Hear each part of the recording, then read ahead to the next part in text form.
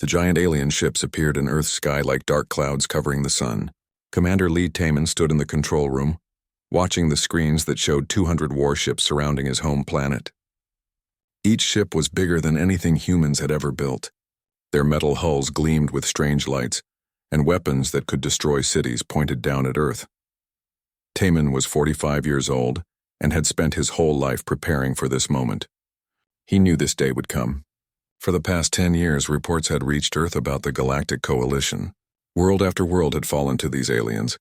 They would arrive, show their power, and demand surrender. Every species had given up within hours. Today was Earth's turn. The communication screen buzzed to life. A tall alien figure appeared, wearing armor that seemed to be made of living metal. His skin was gray like stone, and his eyes burned with yellow fire. This was General Kivtar, the Coalition's most feared commander. He had conquered 47 worlds without losing a single battle. People of Earth, the alien general spoke in perfect English. I am General Kivtar of the Galactic Coalition. Your planet is now under Coalition control.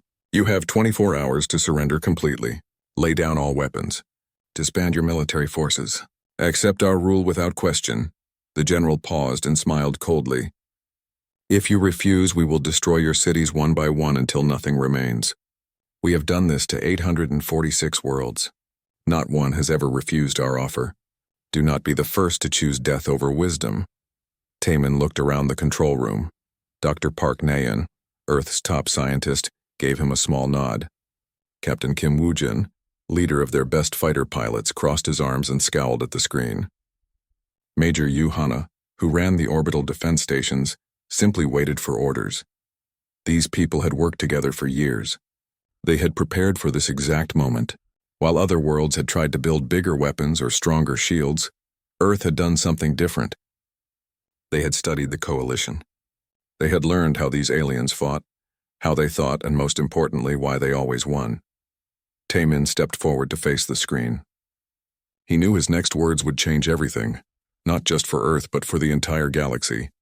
General Kivtar, Taman said calmly, we have heard your offer. We have considered it carefully. Our answer is no. The alien general's eyes widened. For a moment he said nothing. His mouth opened and closed like a fish gasping for air. In 800 years of conquest, no one had ever said no to the Coalition. What did you say? Kivtar finally managed to speak. We decline your generous offer, Taman repeated. Earth will remain free. We will not surrender.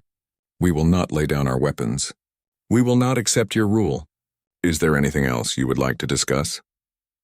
The alien general's face turned darker. His yellow eyes blazed brighter. You do not understand what you are doing. We have weapons that can crack planets in half. We have technology your primitive minds cannot imagine. We have conquered species far more advanced than you. Dr. Nayan stepped up beside Taman. She was a small woman with kind eyes, but her voice was steady and strong. General, we understand perfectly. You have big ships and powerful weapons. You can destroy cities and kill millions. But you cannot make us surrender. That choice belongs to us, and we choose to fight. Kivtar's rage was growing. His hands clenched into fists. You cannot fight us. Your weapons are toys compared to ours. Your ships are made of metal and circuits while ours think and adapt. You have no chance. Captain Woojin laughed. Maybe we don't have a chance. Maybe you'll kill us all. But we'll make you work for it. Every ship you lose, every soldier that dies, every day this takes longer than expected, the whole galaxy will know that humans fought back. The alien general stared at them in disbelief. You would choose death over life? Destruction over peace? Why? Taman smiled for the first time since the ships had arrived. Because, General, you made one mistake. You gave us a choice. And humans, when given the choice between freedom and slavery, will always choose freedom, even if it kills us. Major Hana activated her console. General, your 24-hour deadline is noted. When you're ready to attack, we'll be waiting. But I should warn you, we've spent 10 years preparing for this moment. We know things about your weapons that might surprise you. Kivtar's image flickered as his rage grew stronger. Impossible. You primitive creatures know nothing. Tomorrow when the sun rises, your world will burn. The transmission ended. The control room fell silent for a moment. Then Dr. Nayan spoke quietly. Phase 1 complete. He's angry and confused. Angry enemies make mistakes, Taman nodded. How long before they attack? 6 hours, Major Hana reported, checking her screens. They're moving into attack formation now. Just like we expected. Captain Wu Jin cracked his knuckles. My pilots are ready. We've trained for this our whole lives. Dr. Nyan pulled up a holographic display showing Earth's defenses. The energy dispersion fields are online. The mirror satellites are in position. Most importantly, the Coalition still thinks we're just another primitive world with primitive weapons. They're about to learn otherwise, Taman said. 6 hours later, the Coalition attack began. 200 warships opened fire at once. Beams of pure energy lanced down from space, enough power to melt mountains. Plasma cannons that had shattered the defenses of 1,000 worlds fired their deadly loads at Earth's cities. But something was wrong.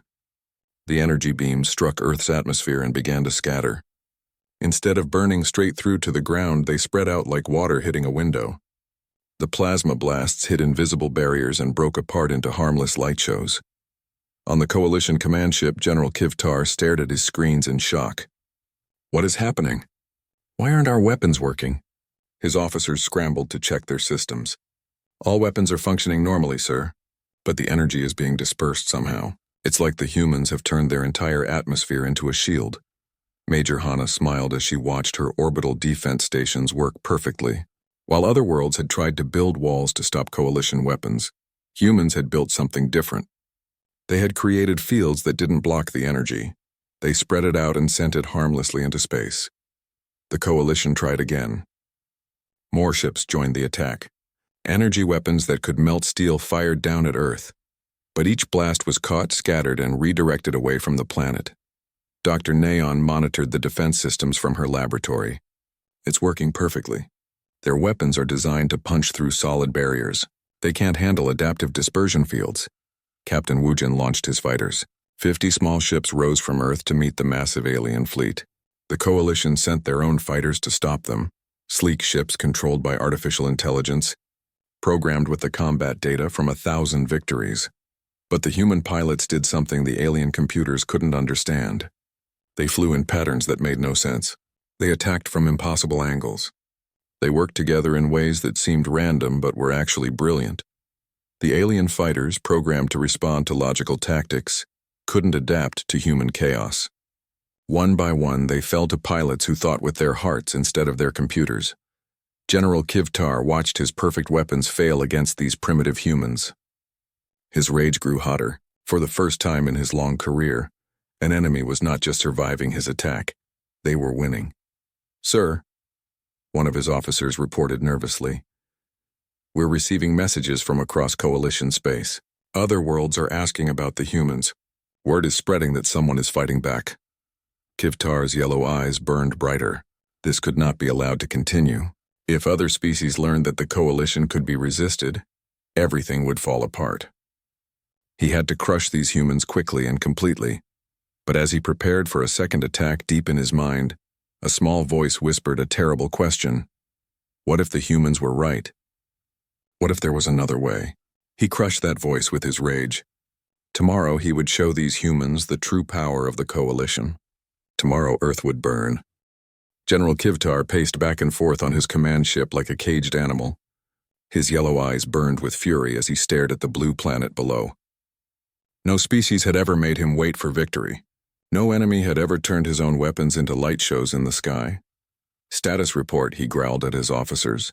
Admiral Vexmore, his second-in-command, looked nervous.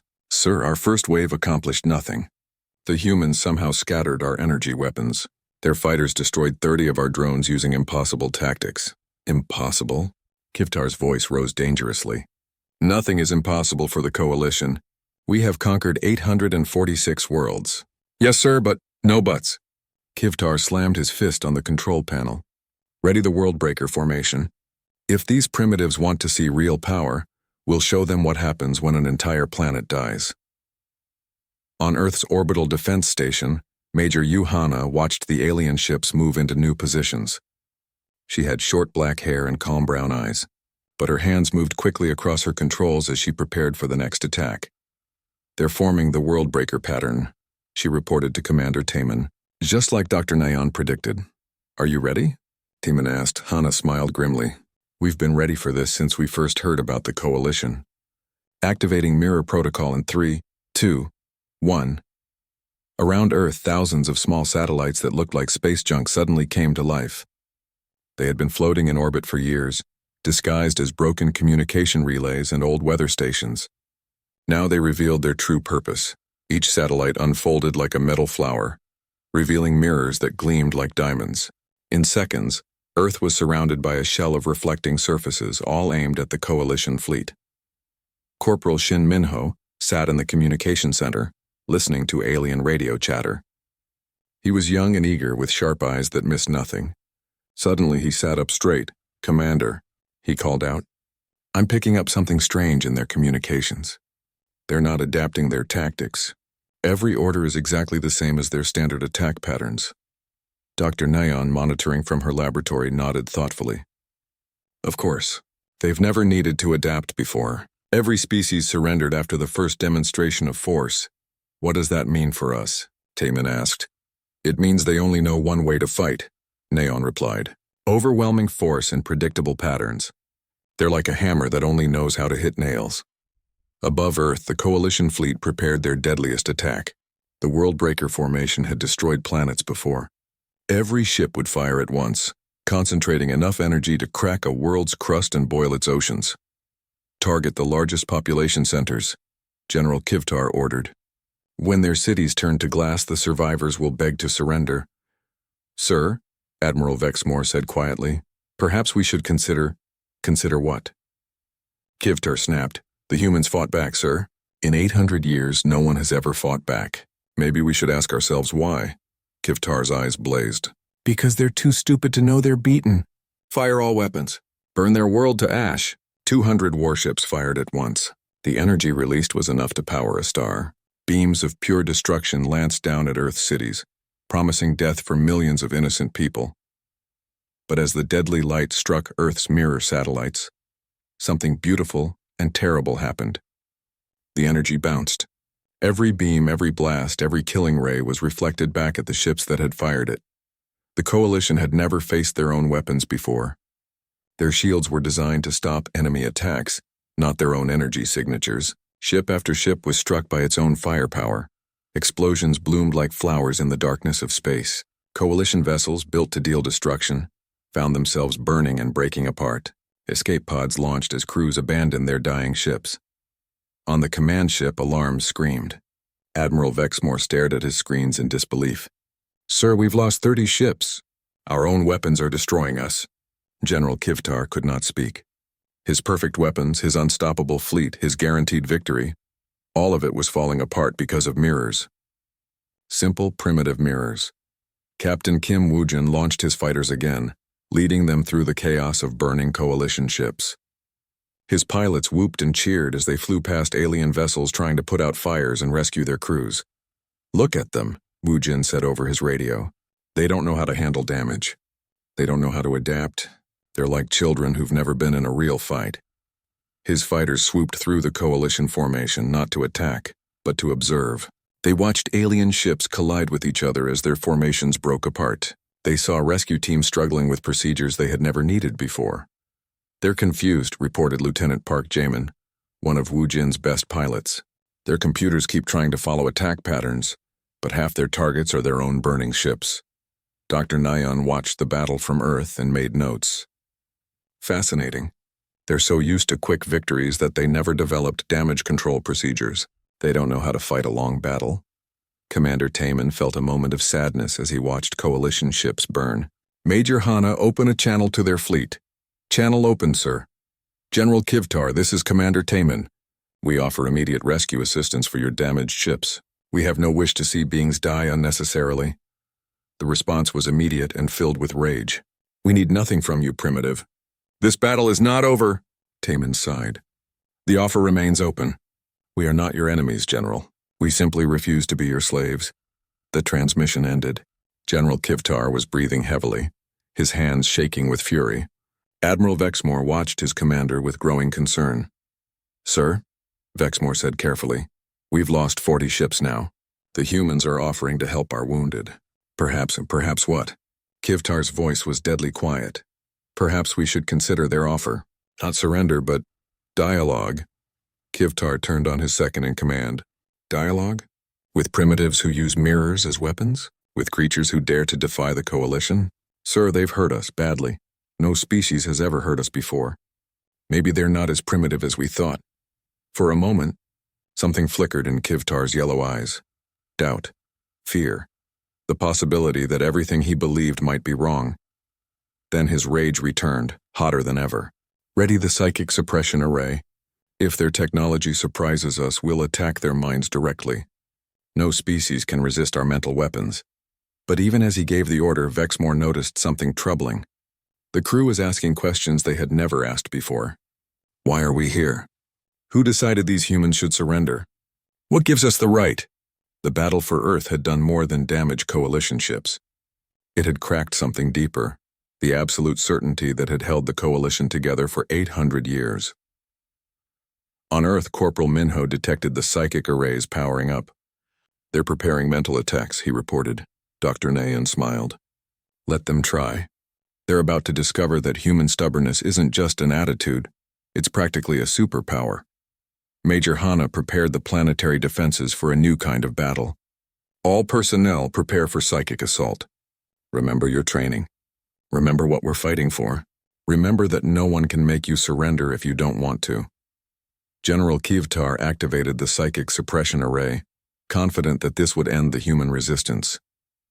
The weapon had broken the will of entire species in minutes. But as the mental attack reached Earth, something unprecedented happened. Instead of submission, the coalition felt something flowing back through their own psychic network. Human determination. Human defiance. The simple, powerful idea that some things were worth fighting for, no matter the cost. And across the coalition fleet, for the first time in 800 years, individual minds began to wake up and ask the most dangerous question of all. Why? Engineer Choi Sun-woo worked deep underground in a laboratory that officially didn't exist. He was tall and thin, with hands that always seemed to be covered in machine oil. Around him, screens showed data that would have seemed impossible to anyone from the coalition. Dr. Nayeon, he called out as she entered his workshop. The viral weapons are ready. Nayeon looked at the devices he had built. They looked like simple computer chips, but she knew they contained something far more dangerous than any explosive. You're certain they'll work? Sun-woo nodded. We captured enough coalition nanites during their first attack. I've programmed them with human concepts, creativity, doubt, individual choice. When these reach their computer systems, their whole network will crash, Nayeon finished. Not from damage, but from ideas they can't process. Above ground, Lieutenant Commander Bayek Jiwon sat in the intelligence center, her headphones crackling with coalition radio chatter. She was small and quiet, but her mind worked like a computer finding patterns others missed. Commander Taemin? She called out excitedly. I've broken their communication codes. You need to hear this, Taemin hurried over. What have you found? Jiwon played back a recording. General Kivtar's voice filled the room, but he sounded different now. Strained, worried. High Command, this is General Kivtar. The human resistance continues. Request immediate reinforcements. Another voice replied, cold and mechanical. General, your report is impossible. No species resists beyond the first demonstration of power.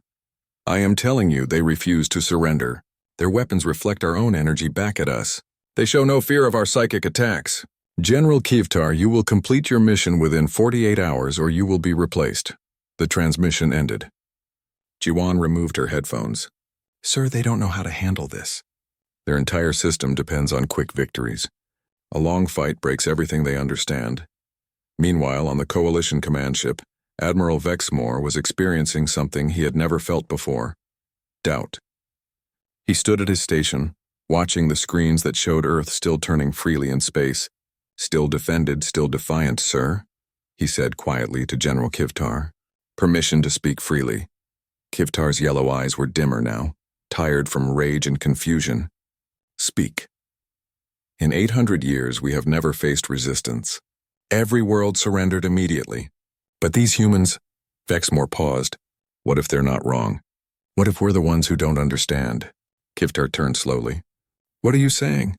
I'm saying that maybe the reason no one ever fought back wasn't because we're invincible. Maybe it was because they were afraid. But fear and strength aren't the same thing. For a moment, Kivtar said nothing. Then his rage flared again. You doubt our cause? You question the coalition? But even as he spoke, Vexmore noticed something troubling. Other officers were listening, and in their eyes he saw the same doubt that was growing in his own heart. On Earth, Dr. Nayan prepared to launch humanity's most dangerous weapon. Not a bomb or a gun, but an idea. She stood before a massive transmitter that could broadcast across the entire galaxy. Are you ready? Commander Taman asked. As ready as one can be to change the universe, she replied. Sunwoo's viral programs are loaded. When we broadcast, every coalition computer system will receive something they've never encountered before. Which is choice, the simple idea that beings can say no. That obedience isn't natural. That there might be another way to live. She pressed the activation button. Across space, the signal raced toward coalition ships and worlds. It carried human music, human art, human philosophy. But most importantly, it carried the human concept of resistance. On coalition ships throughout the galaxy, computer systems began to malfunction. Not from damage, but from processing ideas they couldn't understand. Crew members who had followed orders without question their entire lives suddenly found themselves thinking new thoughts. Sub-Commander Kelvash, on a coalition patrol ship near the Vagan system, stared at his console in confusion. Strange images flickered on his screen. Humans laughing, humans creating art, humans choosing their own paths in life. What is this? He asked his captain, but his captain was staring at the same images. I don't know, but it makes me feel different. Around them, other crew members were experiencing the same thing. The absolute certainty that had guided their lives was cracking, replaced by questions they had never dared to ask. Back at Earth, High Counselor Thexnall, leader of the coalition government, watched reports flood in from across their territory. On his main screen, dozens of red warning lights appeared as world after world reported system malfunctions. What is happening? He demanded. His aide, trembling with fear, replied, The humans have broadcast something, Your Supremacy. Some kind of signal that's affecting our computer networks. A virus? Not exactly. Our systems aren't being destroyed. They're being changed. Personnel are reporting strange thoughts. Some are even questioning their orders. Thexnell felt a chill run through his body. The one thing the coalition feared most was not defeat in battle, but the awakening of individual thought among their subjects. Activate the Star Killer, he ordered. His aide went pale. Your Supremacy, the Star Killer has never been used. It will destroy the entire human solar system. Then no one will ever again think that resistance is possible. On Earth, Jung Deho sat in the diplomatic center, coordinating with the awakening minds across the galaxy. He was older than the others, with gray hair and wise eyes. His job was to turn individual doubt into organized resistance. Status report, Commander Taman asked him. 17 worlds have stopped following coalition orders, Jung replied. 43 more are showing signs of resistance. The virus is spreading faster than we hoped. And the coalition's response? Jung's face grew serious. They're preparing something called the Star Killer. Our deep space monitors show massive energy building up in their command ship. Dr. Nayan felt her blood turn cold. The Star Killer destroys entire star systems. They'd rather commit genocide than let the idea of resistance spread. Civilian leader Han Minji, who represented Earth's non-military population, spoke up. Then we broadcast again. If they're willing to destroy billions of lives to stop an idea, then that idea must be more powerful than we realized. She was right. Across coalition space, the impossible was happening. On world after world, beings who had been slaves for centuries were remembering what it felt like to choose. The Kethlar, a species of natural shapeshifters, began using their abilities to hide from coalition overseers instead of serving them. The Vordum, master engineers, started sabotaging the weapons they had been forced to build. The Yulnari, with their natural psychic abilities, began disrupting coalition control networks. General Kivtar watched his perfect empire crumble on every screen. His rage had burned so hot for so long that it was consuming him from within, but underneath the rage, something else was growing. Fear. Admiral Vexmore, he called out. His second-in-command approached cautiously. Yes, sir? Tell me truthfully. Have we been wrong all this time? Vexmore looked around the command bridge. Every officer was listening. The question hung in the air like smoke. Sir, Vexmore said carefully, I think we've been so afraid of being questioned that we forgot to question ourselves. Kivtar nodded slowly. The Star Killer is ready? Yes, sir. But General, if we use it, we become exactly what the humans said we were. Destroyers, murderers, everything they refuse to bow down to. For a long moment, General Kivtar stared at the weapon controls. One button press would end the human rebellion forever. It would also prove that everything they had fought against was true. Around him, his officers waited. On Earth, billions of humans prepared for death. Across the galaxy, newly awakened minds held their breath. The choice, for the first time in 800 years, was his to make. But as he reached for the controls, his communication system crackled to life. A new voice spoke. Not angry, not commanding, but sad and tired. General Kivtar, this is Commander Taman. We know about the Star Killer. We're not calling to beg for our lives. We're calling to tell you something important. Speak, Kivtar whispered. You have a choice too, General. You can be the destroyer, or you can be something more. The choice was always yours. We just reminded you that it existed. General Kivtar's hand hovered over the weapon controls. Around him, the entire coalition fleet waited to see what kind of being their leader truly was. General Kivtar's hand trembled as it hovered over the Star Killer controls. Around him, the bridge had fallen completely silent. Every officer watched their commander struggle with a choice they had never seen him make before. The choice to choose. Sir? Admiral Vexmore whispered. Kivtar pulled his hand back. Stand down the Star Killer. A collective breath was released across the bridge. For the first time in 800 years, a coalition general had chosen mercy over destruction. But the damage was already done. Across coalition space, the Earth virus spread like wildfire.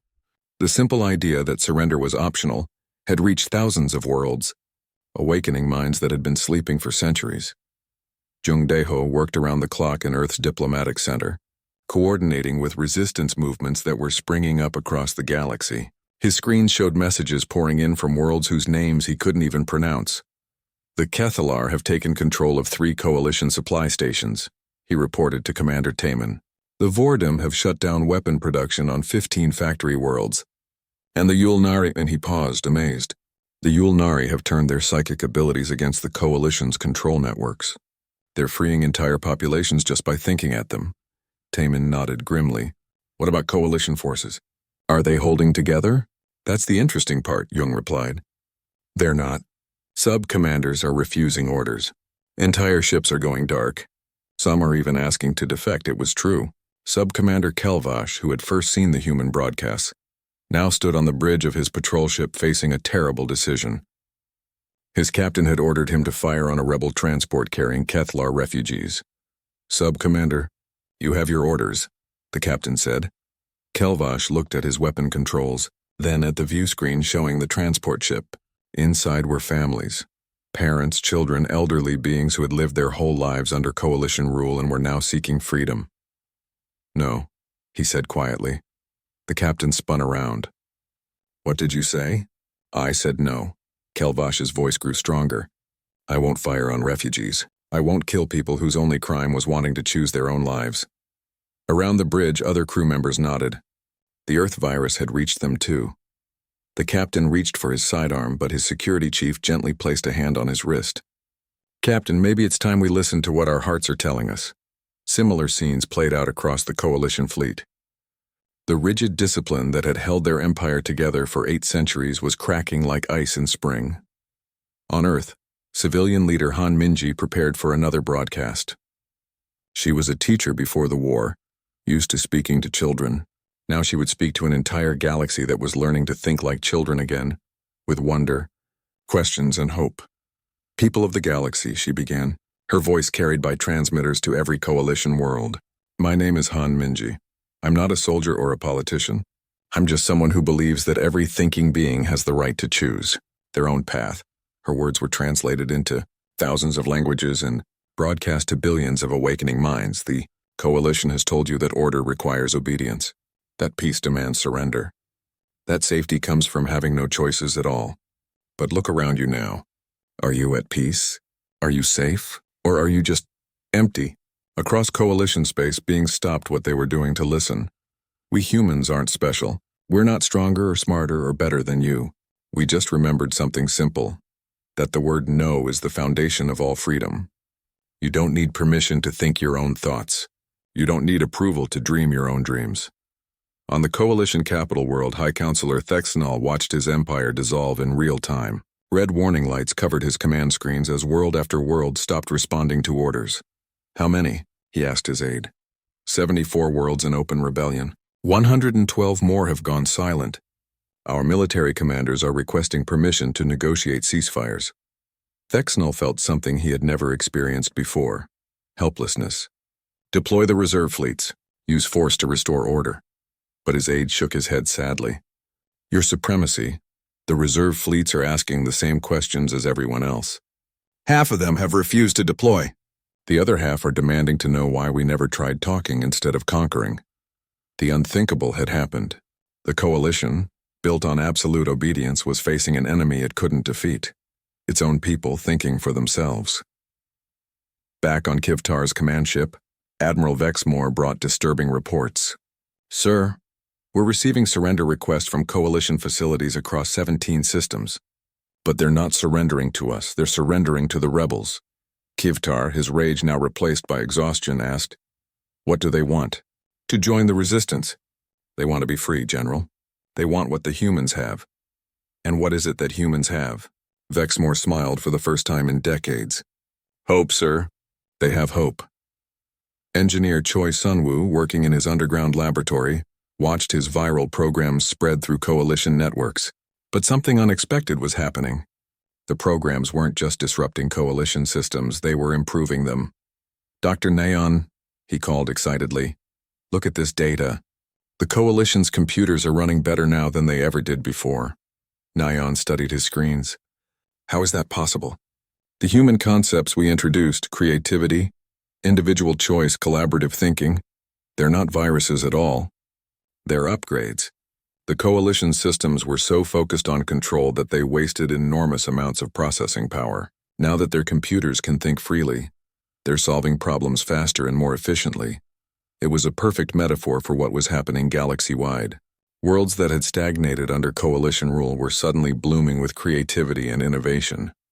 Art, music, literature, and scientific discovery exploded across hundreds of civilizations as beings remembered what it felt like to create instead of just obey. Lieutenant, Commander Baek Jiwon intercepted a message that made her call Commander Taemin immediately. Sir, you need to hear this. It's from a Coalition prison world called Kavthul. They've freed all their political prisoners and are requesting Earth's help in establishing a democratic government. Democratic? Taemin asked. They learned the word from our broadcasts. Apparently the concept of people choosing their own leaders is spreading as fast as the idea of resistance itself. Dr. Neon shook her head in amazement. We didn't just start a rebellion, we started a renaissance. But not everyone in the Coalition accepted the changes. Hardline commanders loyal to the old ways began gathering forces for a final push against the growing rebellion. They saw the awakening minds not as liberation, but as a disease to be cured. General Kivtar received orders from High Command. Restore order by any means necessary. Destroy rebel worlds if needed. The Coalition must survive. He looked at the orders, then at his bridge crew. Every face showed the same mixture of hope and fear that he felt in his own heart. Admiral Vexmore, he said quietly, what would happen if we joined them instead of fighting them? Vexmore's eyes widened. Sir, that would be treason. Yes, Kivtar nodded. Treason against everything we used to be, but loyalty to everything we could become. Around the bridge, officers nodded. The decision was unanimous without a single vote being cast. General Kivtar opened a communication channel to Earth. Commander Taemin, this is General Kivtar. I am requesting terms of surrender. Surrender, General? Not just mine. I speak for my entire fleet. We want to join your cause. We want to learn how to choose, Taemin smiled. General, there are no terms needed. Freedom isn't something you surrender to. It's something you surrender for. As word of Kivtar's defection spread, the last organized resistance to the rebellion crumbled. Coalition commanders across the galaxy faced the same choice. Fight for the old ways and become the monsters their subjects believed them to be, or join the greatest transformation in galactic history. Most chose transformation, But the real test was yet to come. It was one thing to tear down an empire built on oppression. It would be quite another to build something better in its place. On Earth, as reports of victory poured in from across the galaxy, Commander Taman stood at his window looking up at the stars. Each point of light now represented a world learning to be free. "It's beautiful," Dr. Nayan said, joining him at the window. "And terrifying," Taman replied. "Freedom is easy to want but hard to use wisely. Now the real work begins." 6 months had passed since the last coalition warship lowered its weapons. The galaxy looked completely different now. Where once there had been one massive empire controlling everything, now hundreds of worlds worked together by choice rather than force. Ambassador Park Hyunwoo stood in what used to be the coalition's Grand Assembly Hall. The building remained the same, but everything else had changed. Instead of silent, obedient representatives, the hall buzzed with conversation, debate, and sometimes argument. It was the most beautiful sound he had ever heard. "The Kethler delegation wants to know about trade agreements," his assistant reported. "The Vordum are asking for help setting up their first elections, and the Yulnari want to discuss establishing a galactic communication network based on choice instead of control." Hyunwoo smiled. "Schedule meetings with all of them, and remind them that they don't need our permission for anything. They're free to make their own decisions." That was the hardest part for many species to understand. After centuries of having every choice made for them, freedom felt strange and scary. Some worlds asked Earth to rule them, not understanding that the whole point was for them to rule themselves. Unity Coordinator Kim Soyeon worked tirelessly to help new governments form across the galaxy. She was young and energetic with bright eyes that saw potential everywhere. Her job was to teach beings who had never voted how to choose their own leaders. "How do we know if our choice is right?" asked a delegate from the Vordum homeworld. "You don't," Soyeon replied honestly. "That's what makes it a choice. If you knew the answer ahead of time, you wouldn't need to choose. But here's the secret. If you make a bad choice, you can choose again later." It was a revolutionary concept to beings who had lived under the Coalition's permanent decisions. Meanwhile, former General Kivtar underwent the most difficult transformation of all. On Earth, he met regularly with Commander Taman, trying to understand how beings could work together without someone being in charge of everyone else. "I spent my whole life giving orders," Kivtar said during one of their talks. His yellow eyes were different now, softer, more confused but also more alive. "I don't know how to live without knowing exactly what everyone should do." Taman poured tea for both of them, a human custom that Kivtar was learning to appreciate. The hardest part of freedom isn't making choices for yourself. It's letting other people make choices you disagree with. But what if they're wrong? Then they'll learn from being wrong. Or maybe they're right and we're wrong. The only way to find out is to let everyone try their ideas and see what works. Kivtar shook his head. "Your species is very strange. You seem to enjoy not knowing things. We call it curiosity." Taman smiled. "It's what makes life interesting." Dr. Nayan's research had taken an unexpected turn. Instead of studying weapons, she now studied something far more complex: how different species learned to cooperate when they didn't have to. "The results are remarkable," she reported to the new Galactic Cooperation Council. "Productivity is up 300% across former coalition worlds. Scientific discoveries are happening daily. Art, music, and literature are flourishing everywhere." "Why?" asked a delegate from a world that had been conquered so long ago they had forgotten their original name. "Because when people work together by choice, they bring their creativity with them. The coalition suppressed creativity because creative people ask uncomfortable questions. Now that questioning is encouraged, innovation follows naturally." It was true. The galaxy was experiencing a renaissance unlike anything in recorded history. Technologies that the coalition had kept secret for centuries were shared freely. Artistic movements spread from world to world, creating new forms of expression that mixed different species' perspectives. The Kethler's shape-shifting abilities led to sculpture that changed form based on the viewer's emotions. The Vordim's engineering skills combined with Yulnari psychic sensitivity to create cities that adapted to their inhabitants' needs. Human music mixed with alien harmonies created songs that touched hearts across hundreds of different species. But not everything was perfect. Some worlds struggled with their new freedom. On the former coalition world of Texnari, civil war broke out as different groups fought over who should lead.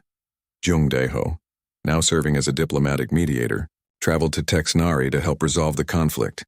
You can't all be in charge at the same time, one faction leader argued. Why not? Jung asked. The leader stared at him. Because someone has to make the final decisions. Who says? What if instead of one leader making all the decisions, different people made decisions about different things? What if the person best at farming made decisions about farming, and the person best at engineering made decisions about building? It took weeks of patient discussion, but eventually the Texanari developed their own unique form of government, a council where leadership rotated based on the issue being discussed. It wasn't perfect, but it was theirs. Similar experiments happened across the galaxy. Some worlds chose democracy like Earth. Others developed systems based on consensus, expertise, or rotation. A few tried to keep their old hierarchies but make them voluntary. Beings could choose to follow leaders, but leaders couldn't force obedience. Admiral Vexmore, now calling himself simply Vexmore, established a school for former coalition officers who wanted to learn how to serve instead of command. The hardest part, he told his students, is remembering that your job is to help others achieve their goals, not to make them achieve yours. Many former coalition personnel struggled with this concept. They had been trained from birth to believe that their way was the only right way. Learning to respect other perspectives took time and patience, but slowly, gradually it worked. Former enemies became friends. Conquerors became helpers. The galaxy learned to work together in ways the coalition had never allowed. Captain Kim Woo-jin, now leading a volunteer patrol fleet, focused on protecting the new freedoms rather than conquering new worlds. His ships carried teachers instead of weapons, helping newly free worlds establish their own defenses. The trick, he explained to his pilots, is to be strong enough that no one can take away their choices, but not so strong that we become the ones making choices for them. It was a delicate balance, but it worked. Pirates and raiders found it much harder to attack worlds that could call on friends for help, rather than waiting for orders from distant commanders. As the first year of the new galaxy came to an end, Ambassador Hyunwoo organized a celebration unlike any that had ever been held. Representatives from over 400 worlds gathered on Earth to share their cultures, their stories, and their hopes for the future. Former General Kivtar attended as well, no longer wearing his armor but simple clothes that made him look almost human. Commander Taman, he said during the celebration, I need to ask you something. Of course, how did you know? How did you know that saying no would lead to all this? He gestured at the gathering around them, beings from hundreds of worlds talking, laughing, and planning together. Taman considered the question carefully. We didn't know. We just knew that living on our knees wasn't really living at all. Everything else, we discovered along the way. And if we had destroyed you, if the Star Killer had worked, then the galaxy would have learned a different lesson. That freedom dies hard, but it does die. Maybe that lesson would have been valuable too, in its own dark way. Kivtar nodded slowly. Your rage was louder than mine, wasn't it? My rage came from fear of losing control. But yours came from love of choice itself. Fear makes you hold on tighter, Taman agreed. Love makes you let go and see what happens. Dr. Neon, now an old woman, gave the keynote speech at the celebration. She spoke about the science of freedom, the research into cooperation, and the discoveries that happened when minds were allowed to think without limits. We learned something important, she said to the gathered delegates. The strongest force in the universe isn't gravity or nuclear power or psychic energy. It's the simple idea that things can be better than they are. Every being who chooses hope over despair, creation over destruction, cooperation over domination, they become part of that force. As the celebration continued, young beings from different worlds played together, their games mixing rules from dozens of different cultures. They had no memory of the coalition's oppression, no fear of making choices. To them, freedom was simply how the universe worked. Commander Taman, now elderly and walking with a cane, watched the children play and smiled. A young cadet approached him, a Vordum who had joined Earth's diplomatic corps. Commander, the cadet asked, what was the secret? How did humans defeat the coalition when no one else could? Taman chuckled. There was no secret, young one. We didn't defeat them because we were stronger or smarter. We defeated them because we remembered something they forgot. What? That every thinking being has the right to say no, and sometimes that's all the weapon you need. The celebration lasted for days, with stories shared, friendships formed, and plans made for an even better future. But the most important moment came when former General Kivtar, standing before the assembled delegates, made a simple announcement. "I have been thinking," he said, his voice carrying across the great hall,